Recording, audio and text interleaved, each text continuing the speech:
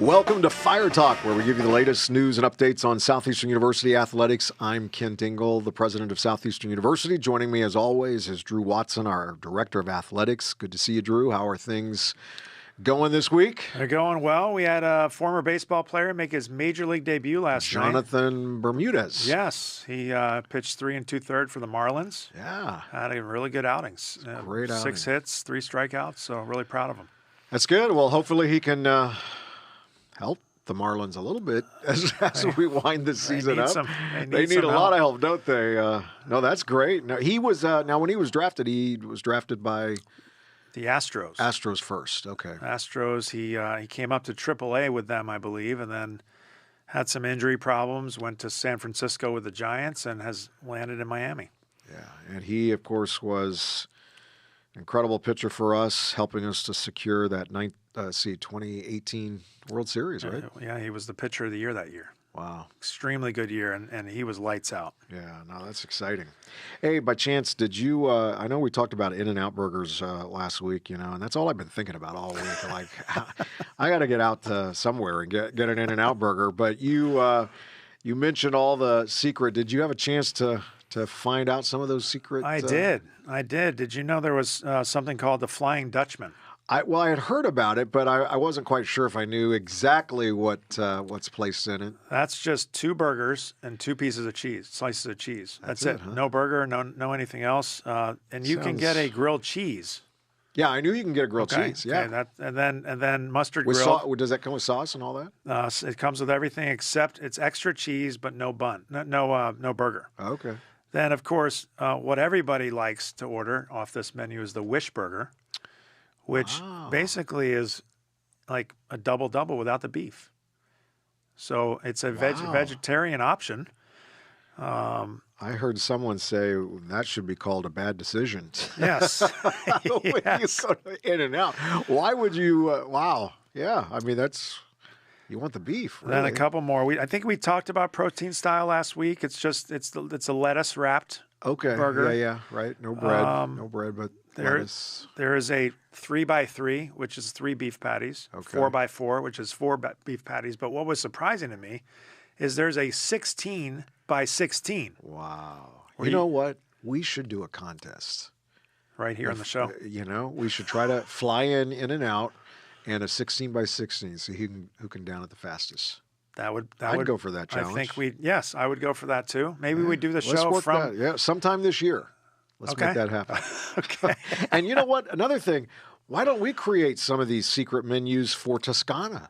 That's a really good idea. Let's create our own. I think that'd be pretty cool. You should be able to do that. You're listening in. Send in some names, and we'll put together something. And that'll be fun. Yeah, 2 more that were interesting. The tomato wrap burger. Tomato wrap. Which is that just tomatoes? Slice of tomato, cheese, and beef, and 2 slices of tomato. So it's a tomato sandwich with beef. And then what's called an onion wrap, which is the Flying Dutchman with grilled onions on top. Like the grilled onions are the bun. Wow. That sounds really good to me. Wow. No, it all sounds great. Glad I already had lunch, so but it's all good. Yes. Well, we got a lot to talk about. Great stuff happening in our fall sports, and we're definitely well underway, and a lot of good things happening.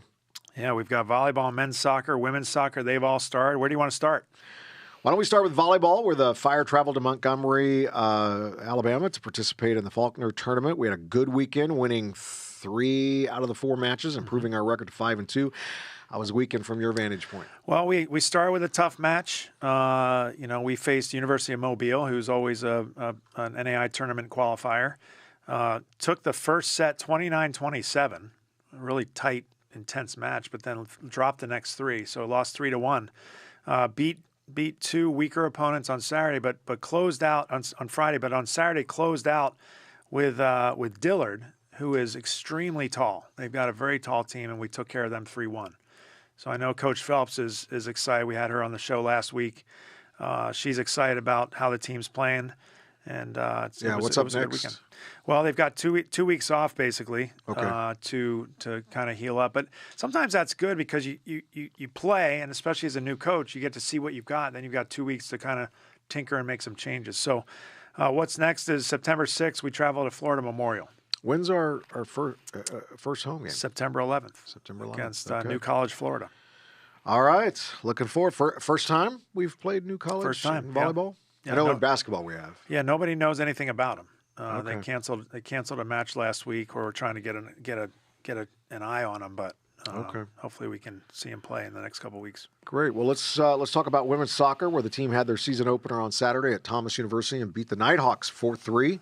Pretty high-scoring game. Yeah, Tell for us about soccer. it. I mean, a lot of soccer games you see end in a 0-0 draw. I mean, that's, as a basketball coach, that's not a really fun thing to watch. But no offense to our soccer coaches or our soccer student athletes, but 4-3 is a great score. Yeah, that's incredible. Did not never good when the first game of the year the opposing team scores 14 seconds into the game. Wow. But that's what Thomas did.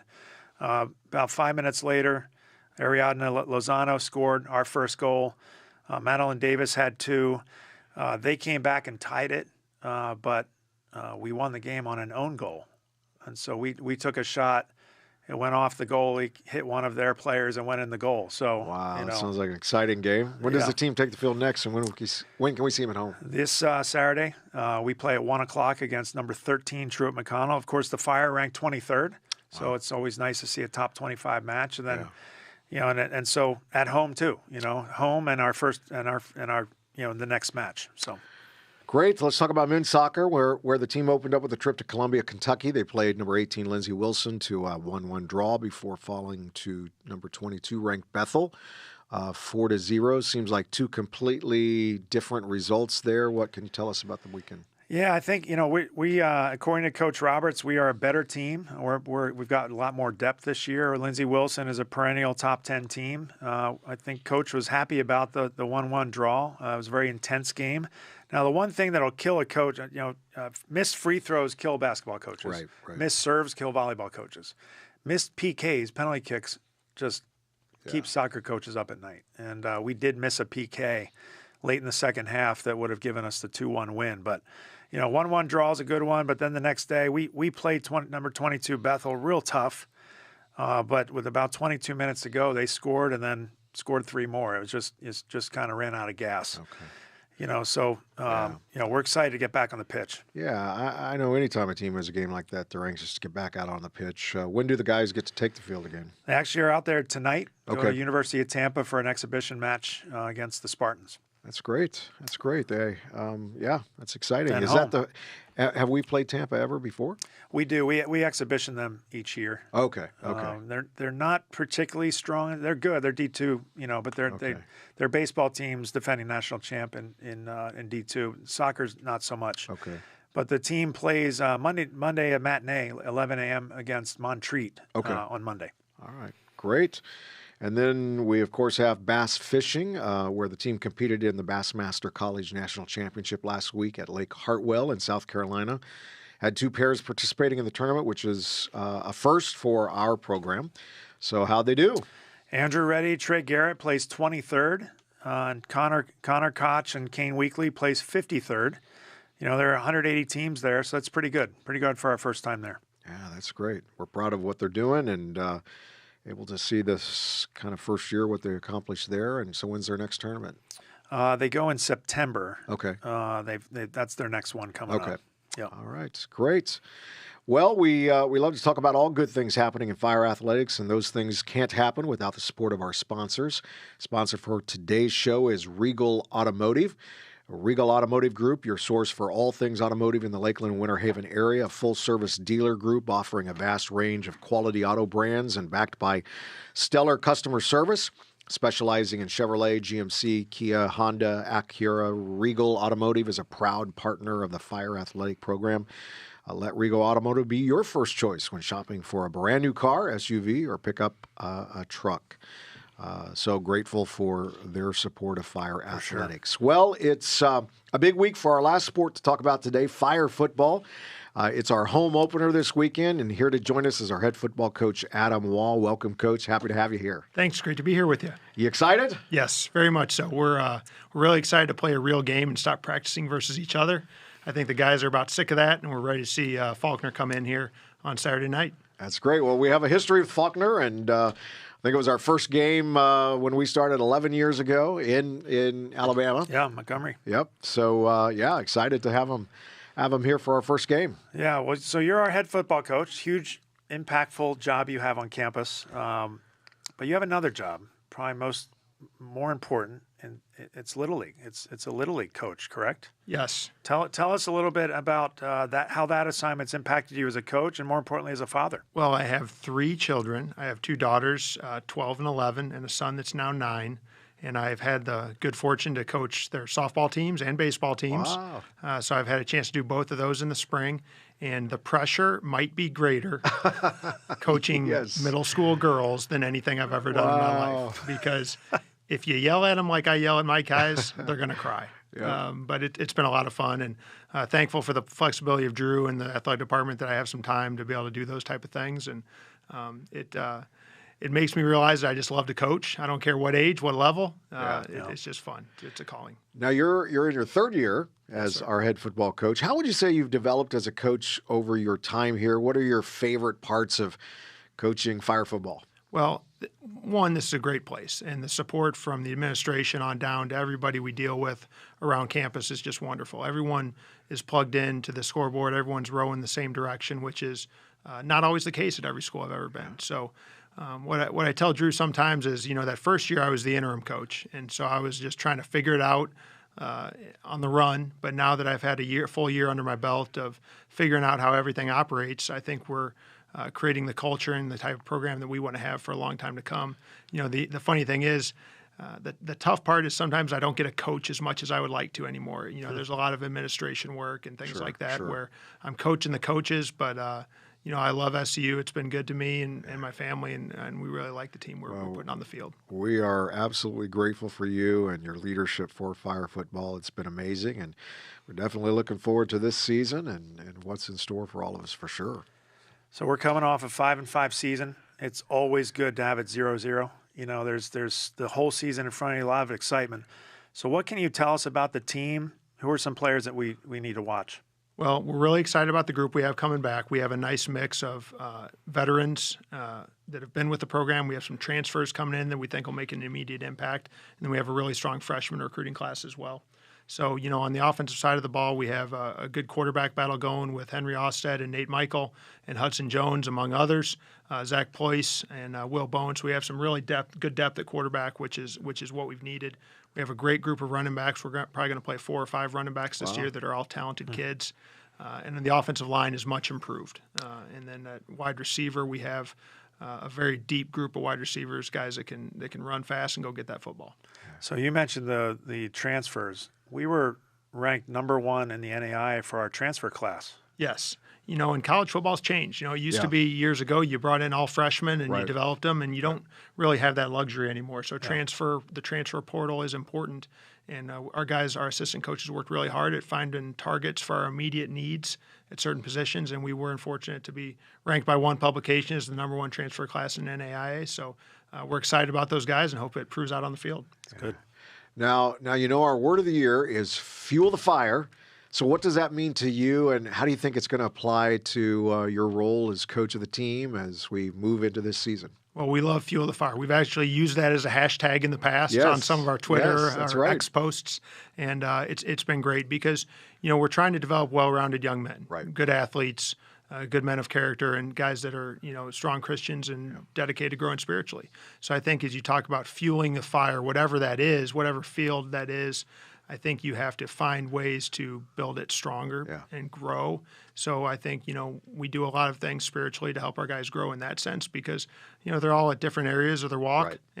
So, we want to give them the tools to build that fire. And same thing we do on the field through practice and the weight room and things like that. So it ties in very well with what we're trying to accomplish. That's great.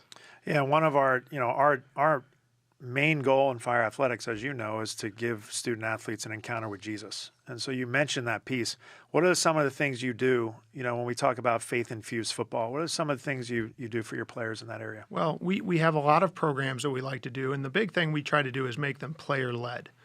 The players get sick of hearing from the coaches all the time. So we want to have player-led Bible studies. We do a program called The Upper Room in the locker room after practice every Wednesday that's a player-led devotional. One of our senior receivers, Leroy Lopez, leads a weekly Bible study that's very popular. And then we have a lot of guys getting plugged in with Faith on Fire as well. So we have a number of ministry majors in the program now, more than we've ever had. So I think the culture from a spiritual perspective of the team is going in the right direction. What's your team verse? Galatians 6:9. Okay. Great. Let's not grow weary in doing good, for at the proper that's time. proper time. Yep. That's right. That's great. Yep. Well, it is go time. First game opening season here at Fire Victory Field. Tell us what we should be excited about as we see how this team plays, and what are you most excited about with this home opener? You know, I'm just excited to see a lot of months of hard work kind of come to fruition. You know, we've had our trouble with Faulkner over the years since I've been here. They're a good football team, and you know, I think we're challenging ourselves with an early season schedule that's very tough. That's good. So I think our kids need to be tested. And, you know, in football, things don't always go how you want them to early on, but I think we'll see some adversity. Hopefully we'll overcome that, get in that win column. But I think that over the course of this season, this team's going to show the resiliency and the toughness that their coaches have instilled in them. Oh, that's great, man. We're so excited and grateful for you, and have great respect for the way you lead and how you empower these wonderful men to play great football. Thank you very much. Yeah, thanks so much for joining us today. Again, 7 o'clock Saturday night, kickoff at Victory Field. And there's a new way to get tickets, right? So we need to make sure. Yeah, hometown ticketing. It's all over our social media, on our website. You just click the tickets drop down on SUFire.com. and just purchase your tickets there. And I know faculty and staff are free. Are free. Yeah, but they still have to download the. Right? They do. Okay. They have to download the tickets, but it's more simple than it's ever been before. All right, sounds good. Well, that's a wrap for this show. Big week as women's soccer plays at home on Saturday, 1 p.m. And then football takes the field at 7 p.m. Make sure you're there to catch both of these games on campus this weekend. And make sure you visit SUFire.com for the latest news in fire athletics. You can find the event calendar there, as well as a link to watch all of our home games for free. Good luck to all of our teams this weekend. Thank you, everyone, for joining us, and go Fire!